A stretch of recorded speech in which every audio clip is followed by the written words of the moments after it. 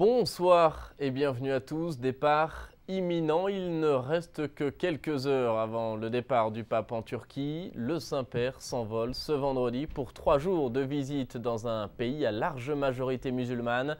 À Istanbul, le voyage sera ponctué de rencontres officielles et diplomatiques, mais aussi d'une rencontre écuménique avec le patriarche de Constantinople. Ce sera dimanche à l'occasion de la Saint-André, patron du christianisme oriental.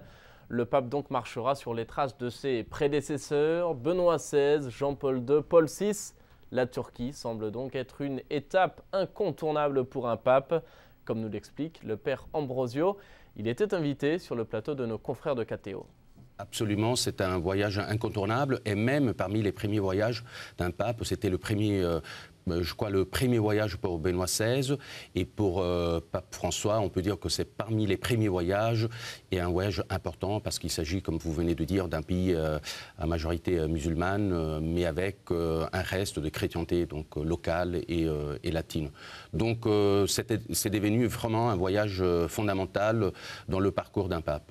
Quels en sont les enjeux de ce voyage précisément? Et c'est là, c'est une question et on attend beaucoup pour ce voyage parce qu'on se dit que pape François va poursuivre le chemin déjà entrepris par les précédents papes, donc le dialogue œcuménique, mais sûrement aussi il y a la question du dialogue interreligieux.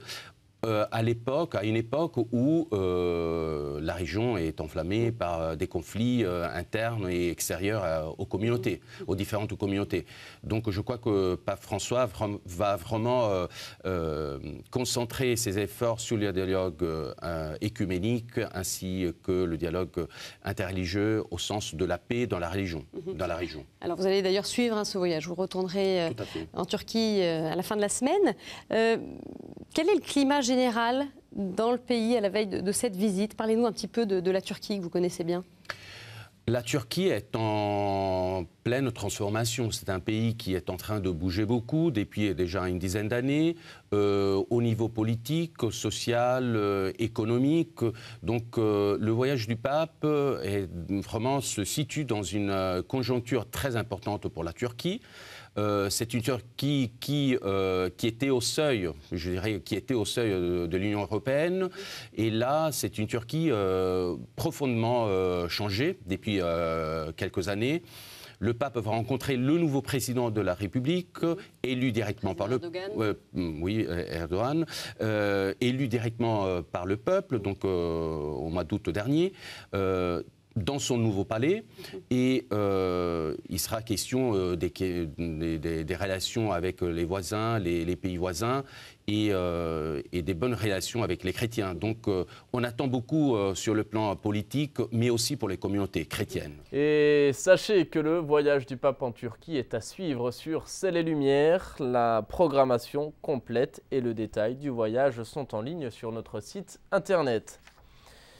Et en attendant ce voyage en Turquie, le pape recevait ce matin au Vatican les participants au congrès international de la pastorale des grandes villes. Le Saint-Père les a invités à dépasser les peurs pour mener une pastorale évangélisatrice, audacieuse et sans crainte.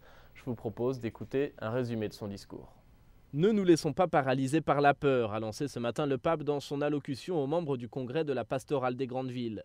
Nous ne pouvons pas rester désorientés parce qu'en restant ainsi déconcertés, nous faisons fausse route, mais surtout on porte le peuple de Dieu à la confusion. Aujourd'hui, a poursuivi le pape, nous ne sommes plus les seuls à produire de la culture et encore moins les plus écoutés. Nous avons donc besoin, explique-t-il, de changer notre mentalité pastorale sans pour autant se diriger vers une pastorale relativiste qui perd l'horizon évangélique. Il faut donc avoir le courage de mener une pastorale évangélisatrice audacieuse et sans crainte parce que l'homme, la femme et les familles qui habitent en ville ont besoin pour leur vie de la bonne nouvelle qu'est Jésus et son évangile. À suivre sur Ciel et Lumière, les échos du Vatican. Je vous rappelle aussi que vous pouvez suivre ce week-end le voyage du pape en Turquie. C'est à suivre évidemment sur Ciel et Lumière. Détails et programmation en ligne sur notre site internet. Je vous souhaite à tous une très belle soirée. À bientôt.